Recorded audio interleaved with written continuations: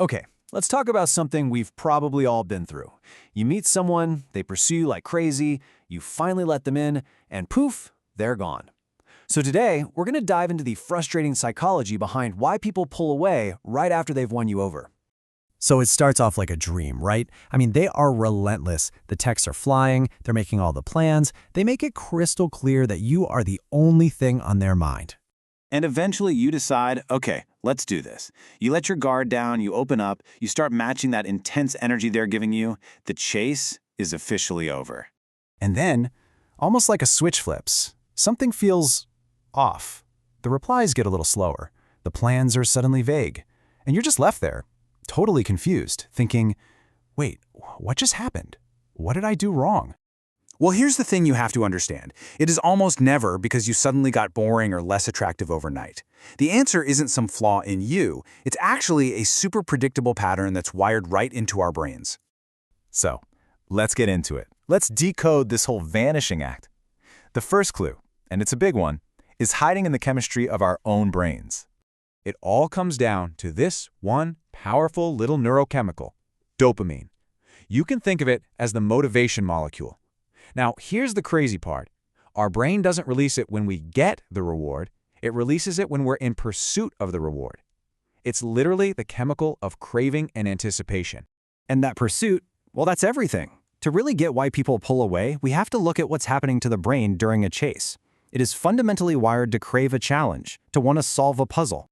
So let's break this down. During the chase, their brain is just flooded with dopamine. Why? Because there's all this mystery. There's tension. There's an emotional risk that they might not win you over.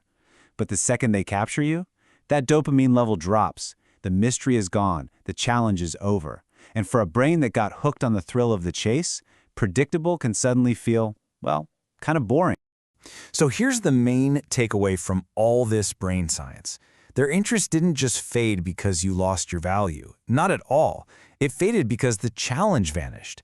The easy, guaranteed access to you basically turned off the very thing that was fueling their craving in the first place. Now this brings us to a kind of tough question we have to ask ourselves. How do our own actions play into this whole thing? Because sometimes, without even realizing it, we can speed this process up by sending a really powerful, unspoken message. Just think about it for a second. Are you the one who always texts back in like 5 seconds? Are you always the one dropping your plans to fit their schedule? Maybe you're sharing your deepest secrets on the second date, or just pouring all your time and energy into them. Now, these things seem nice, right? But they send a very different subconscious signal. And that signal, whether you mean to send it or not, is this. You're accidentally telling them that your entire world revolves around them, that you don't really have a full, exciting life of your own. And a brain, unfortunately, often translates that message into low perceived value. Now, listen, this isn't about playing games or trying to make someone jealous. That's not it at all. This is about being genuinely busy with your own passions, your own goals, your own friends.